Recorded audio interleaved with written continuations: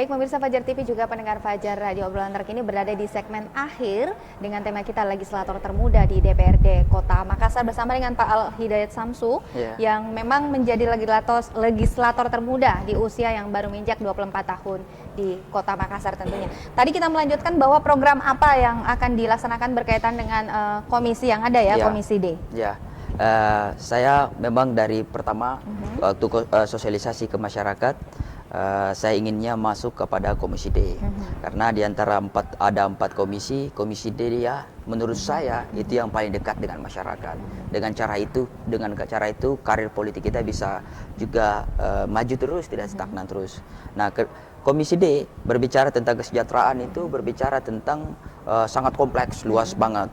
Pertama, ada faktor daripada pendidikan, ada kesehatan, ada sosial, ada agama, pemberdayaan perempuan, pemuda dan olahraga, ketenagakerjaan dan lain-lain sebagainya. Saya ingin masuk dulu pada pendidikan. Pendidikan menurut saya untuk membangun suatu bangsa itu kita harus melalui pendidikan karena kerangka pikir, kerangka strukturnya melalui pendidikan. Yang kita dalam bicara pendidikan itu kita berbicara secara komprehensif melalui secara pendekatan holistik. Jangan setengah-setengah bicara pendidikan. Ada di dalam pendidikan itu ada guru, ada kurikulum, ada murid, sarana prasarana, fasilitas dan lain-lain sebagainya. Saya ingin masuk pada guru dulu, karena gurulah yang mencetak Pak Jokowi sehingga bisa Jokowi berpresiden, Prof Nurdin Abdullah sehingga Prof Nurdin Abdullah bisa menjadi gubernur dan lain-lain sebagainya. Gurulah yang harus kita perhatikan dalam dunia pendidikan. Kenapa? Yang pertama saya lihat kesejahteraan guru. Yang pertama dalam konteks pendidikan itu selama Pak Jokowi ini menjadi seorang presiden, dalam Undang-Undang tahun nomor 20 Undang-Undang Dasar Republik Indonesia tahun 2018, sistem pendidikan nasional itu menunjukkan bahwa 20% biaya anggaran pemerintah, APBD, APBN itu semua mengarah kepada pendidikan. Jadi 20% anggaran itu kepada pendidikan. Itu menunjukkan bahwa presiden ini mengedepankan pada SDM, Indonesia Unggul. Itu salah satu yang kami apresiasi dalam seorang guru, mantan seorang guru, itu sangat baik itu untuk program pendidikan. Bagaimana kemudian pemerintah, guru bisa bekerja tanpa adanya anggaran yang diberikan pada presiden dan pemerintah. Pertama, bicara tentang guru, berbicara tentang profesional akademik guru. Jadi makanya harapan saya bahwa pemerintah juga ini setiap guru itu adanya akademik profesional. Kita lihat sekarang, kita masuk zaman-zaman yang lagi sekarang ini di mana guru-guru penyampaian informasinya itu atau model pembelajaran, modifikasi pembelajaran itu tidak lagi secara dulu. Sekarang ini saya lihat anak-anak ujian pakai handphone dia. Iya, pakai handphone. Jadi harapan saya guru ini juga semua guru yang ada di Kota Makassar itu diberikan terus profesional akademik guru.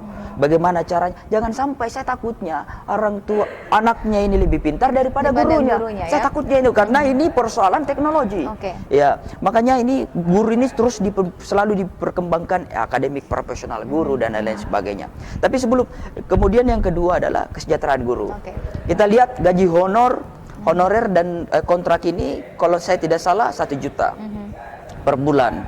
Kalau di daerah itu di Maros, Goa dan lain-lain itu 250.000. Kalau di Makassar 1 juta. Tapi minimal ada progres lah. Itu minimal progres. Tapi harapan saya itu 1 juta itu kalau biaya kita ini guru itu kasihan biasa kerja untuk makan. Tapi kalau 1 juta menurut saya itu tidak cukup untuk 1 bulan. Sampai ada guru seni itu, Bu. Guru seni itu beliau lebih pilih menjadi wira swasta. Betul menjadi guru karena kalau jadi wira swasta jadi melukis dan ada prospek karir. Tapi kalau jadi guru honor kontrak itu menjadi pertanyaan terus. Apakah saya begini terus atau bagaimana? Nah, ini kita harus menjadi suatu pertanyaan terus. Kita sebagai anggota DPR Kota Makassar itu harus berpikir. Saya ingin nanti keliling ke sekolah-sekolah yang Kota Makassar mendengarkan apa secara paling penting yang kita perjuangkan terkait kesejahteraan guru. Ketiga adalah kesehatan guru. Bagaimana kemudian kesehatan guru bisa bekerja kalau tidak sehat?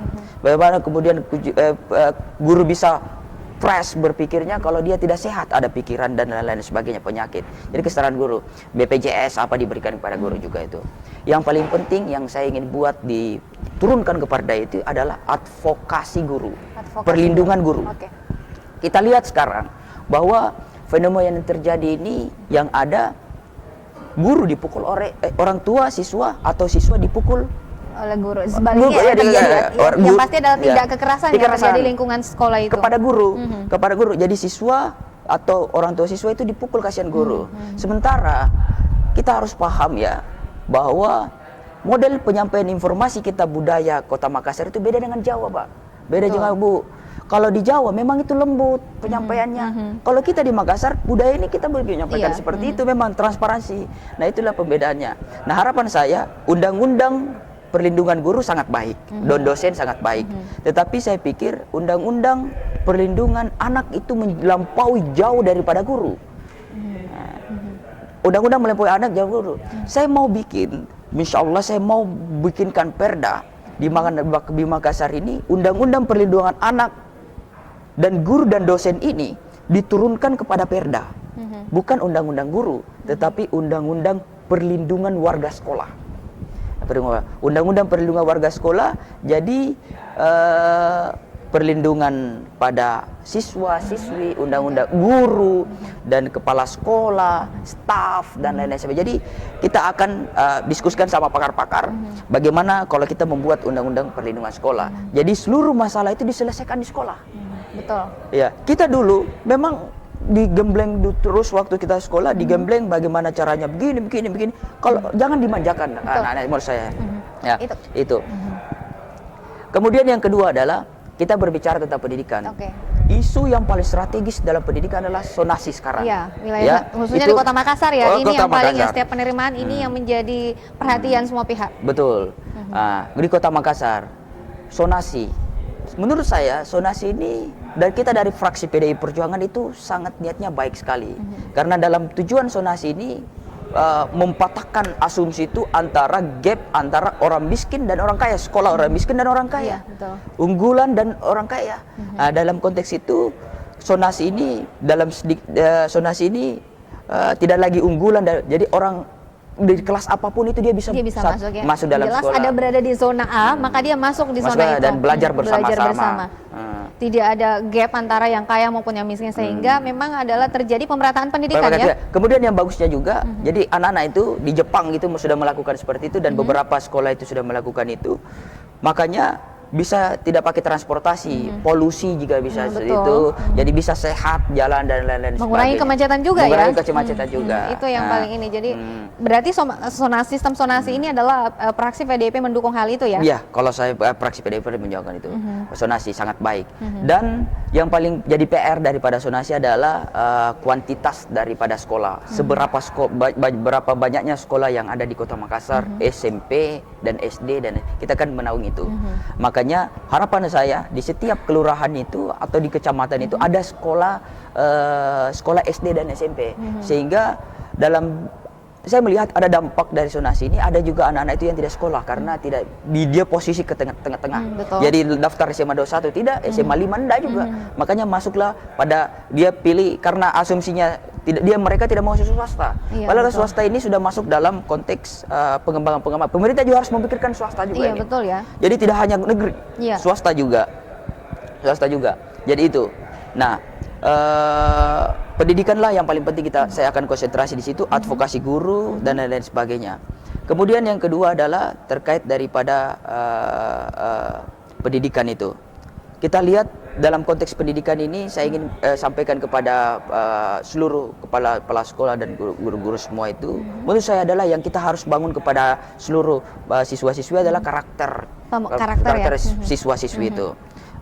Disitulah melalui daripada itu akademik profesional guru kita sampaikan. Karakternya siswa-siswi itu yang kita bangun. Moralnya baik, jujur, humble, kerja keras, bertanggung jawab dan lain-lain sebagainya. Kenapa di Korea itu baru 60 tahun dia menjadi suatu negara, mencapai apa impian daripada Eropa pada saat itu. Eropa 160 tahun mereka menjadi sebuah negara, tapi Korea 60 tahun hanya mencapai apa cita-cita daripada orang Eropa ini, dan begitu pun Jepang. Karena apa? Dia bangun itu adalah karakter anak-anaknya itu jujur. Pendidikan karakter yang menjadi hal yang utama ya, terkait dengan pendidikan karakter, perilaku ya, seperti yang kata moralitasnya mereka. Dan memang kita mengalami degradasi karakter ya saat ini ya, dan itu yang perlu kita bangun kembali agar bagaimana ke depan membangun generasi yang lebih maju lagi ya, tercapai tujuan dari pendidikan itu baik. Kita berada di segmen akhir, hal yang ingin disampaikan terkait dengan ada beberapa program tadi yang disampaikan bahwa ke depan akan ada undang-undang perlindungan warga sekolah, ini diwacanakan untuk itu, kemudian bagaimana sektor pendidikan lebih maju dari yang sebelumnya. Tetapi yang patut kita ketahui bahwa di Kota Makassar ini adalah terjadi kekurangan guru. Ya betul. Terutama ASN ya, guru ASN. Betul. Apakah ini nanti akan menjadi pusat perhatian juga dari Dewan? Ya, ini menjadi pusat perhatian kita. Saya melihat 84% itu guru ASN itu pensiun. Lalu kemudian tidak adanya penggantian daripada itu. Makanya pemerintah ini Kementerian Pendidikan dan Kebudayaan membuat bahwa kalau menjadi guru itu tidak semata-mata kita menjadi SPD.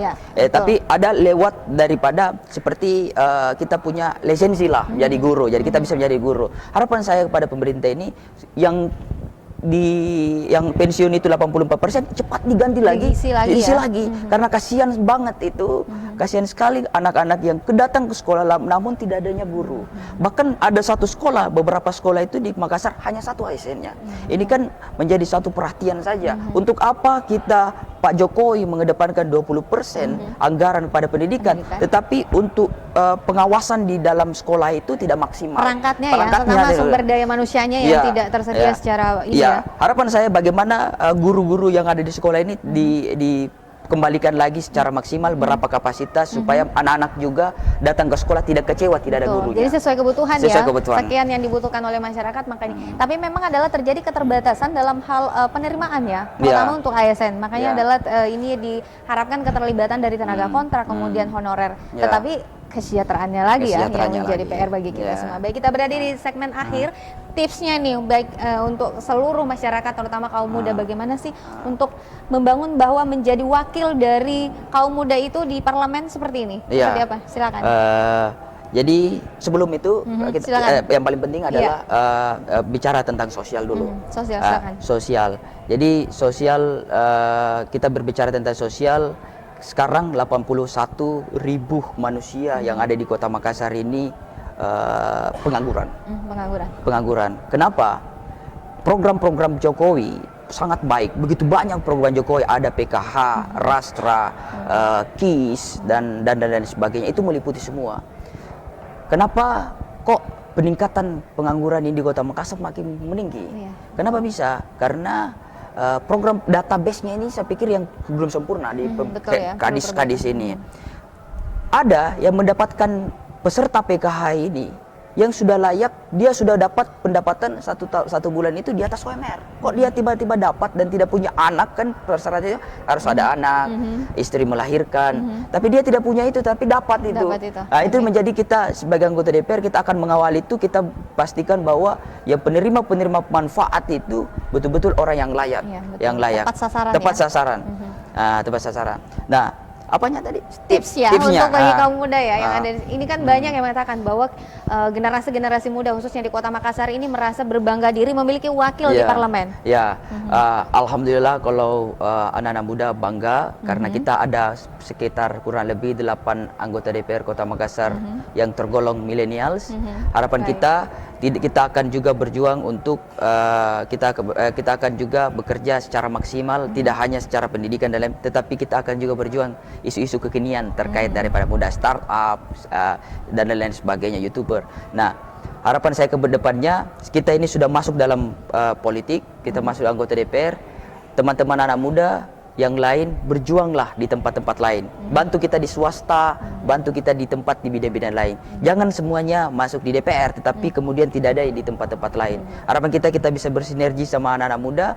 Ke politik itu tidak kejam. Ternyata itu politik itu fun-fun aja. Kita di sini bisa fun-fun, bicara. Cuma opini aja di luar itu seperti itu. Ternyata di dalam itu seperti ini, fun, kita asik. Perbedaan pendapat itu biasa saja. Yang paling penting yang ingin saya sampaikan adalah terakhir bahwa kawal kita tidak ada di dunia ini tidak ada yang tidak mungkin. Oke. Kalau kita berjuang, berusaha, berdoa, tetapi mungkin itu ada kalau kita tidak berdoa dan berjuang. Olehnya karena itu marilah kita siapkan sekarang ini, persiapkan diri, belajar terus, membaca, kerja dan lain-lain sebagainya. Karena saya lihat kemarin di perpustakaan Inggris itu ada adigum di sana, di dalam situ tertulis bahwa there is something stronger than army in the world.